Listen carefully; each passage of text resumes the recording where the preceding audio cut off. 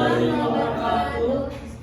Halo teman-teman, perkenalkan kami dari kelompok 3 akan membahas materi mengenai jantung peradaban kampus, peran dan fungsi masjid kampus dalam pengembangan budaya Islam. Nah, sebelumnya di sini saya sebagai moderator akan memperkenalkan rekan-rekan saya. Di samping saya ada Ahmad Damaduri. Lalu saya Karel Atalas Gunawan. Lalu saya Muhammad Rafi Jaya. Saya Fikri Adrian.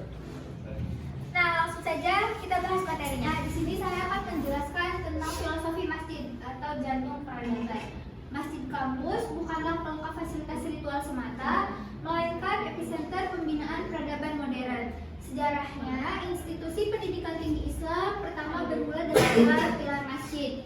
Realita kampus, jemaah didominasi intelektual muda yang dinamis, kritis, dan mencari jati diri. Adapun fungsi menjadikan budaya Islam bukan sekedar dogma sempit, melainkan way of life untuk menjawab tentang zaman. Selanjutnya, membentuk mahasiswa mutakin atau bertakwa dan mutafaqih atau pakar ilmu. Nah, tiga pilar fundamental masjid kampus beroperasi secara simultan untuk menciptakan ekosistem kampus yang islami. Ada 3, yang pertama oase ruhiyah atau fungsi spiritual, yang kedua mimbar akademik atau fungsi edukasi dan intelektual, dan yang ketiga poros kepedulian atau fungsi sosial dan ekonomi. Selanjutnya akan dilanjutkan oleh rekan saya. Nah, di sini ada oase ruhiyah, yaitu fungsi spiritual. Yang pertama ada konteks ritme kuliah padat, tugas menumpuk, tekanan akademik tinggi. Kedua, intervensi masjid, salat jemaah, zikir, dan itikaf sebagai tempat pemulihan batin. Yang terakhir ada ultimate goal, menjaga orientasi ukhrawi di tengah kerasnya kejaran materi duniawi. Nah, di sini langsung ke mimbar akademik spiritual, yaitu fungsi edukasi. Konteksnya yaitu kebutuhan ruang, dialektika, dan hal kritis yang beradab. Yang kedua, intervensi masjid, budaya, literasi, bedah buku, dan kajian tematik. Yang terakhir ada ultimate goal, terjadinya transfer of knowledge and value yang secara ketat berlandaskan Al-Quran dan As-Sunnah. Nah, di sini langsung ke poros kepedulian, yaitu aksi nyata kehidupan sosial, aksi kemanusiaan eksternal, ekspansi monopoli kegiatan donor darah, pengiriman relawan bencana, dan pemberdayaan ekonomi sekitar kampus. Di sini ada manajemen jiswaf profesional, pengumpulan dan pengelolaan zakat, infak, sedekah, dan wakaf dari Sivitas Akademika, yaitu jaring pengaman mahasiswa, intervensi finansial tanggap darurat bagi mahasiswa yang terancam putus kuliah akibat kendala biaya. Jadi masih mengasah hati menjadi aksi nyata, meniadakan sekat antara kesalahan ritual dan kesalahan sosial. Selanjutnya akan dibacakan oleh teman saya.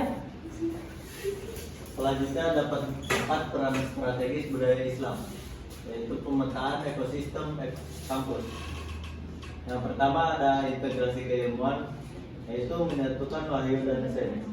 Yang kedua ada kawah kepemimpinan, manajemen soft skill LDK atau DKM. Yang ketiga ada benteng moral, yaitu menjaga kehormatan dan dari hedonisme.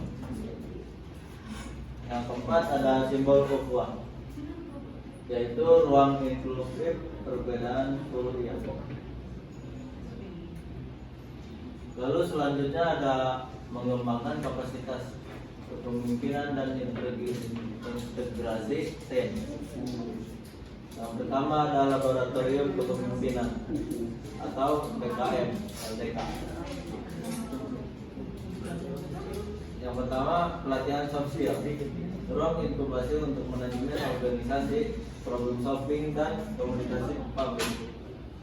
Yang kedua karakter target, mencetak servant leadership, pemimpin yang melayani, menjunjung tinggi integritas, dan memiliki DNA anti korupsi berdasarkan pertanggungjawaban kepada Allah.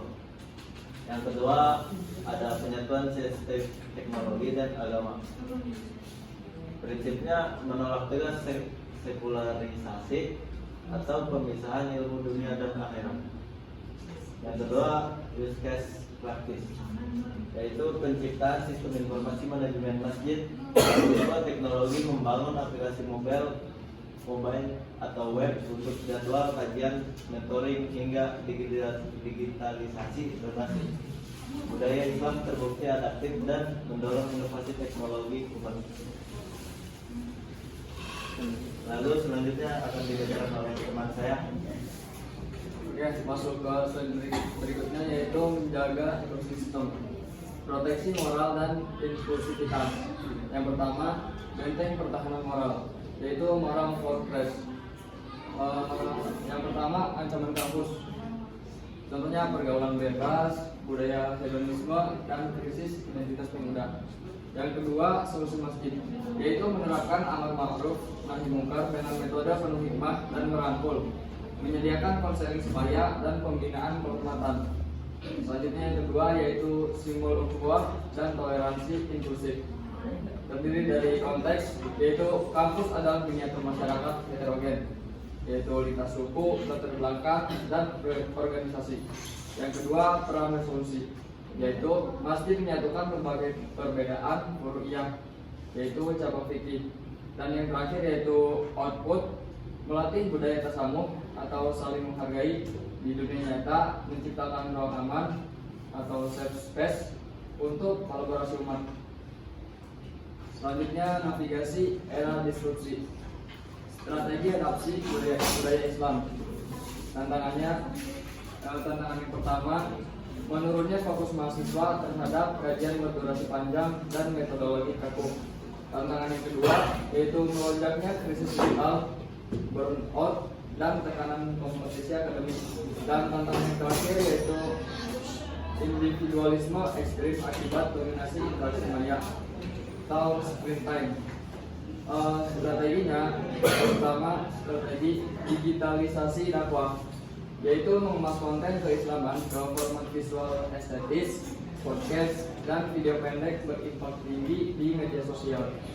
Yang strategi kedua yaitu responsif isu, yaitu ekspansi tema kajian ke arah praktis, contohnya menjadi waktu, quarter life crisis, dan kesehatan mental dari perspektif Islam. Dan strategi yang terakhir yaitu optimalisasi ruang, merombak masjid menjadi Islamic Center modern berfasilitas wifi, perpustakaan mini, dan coworking space Islami untuk ruang diskusi inklusif.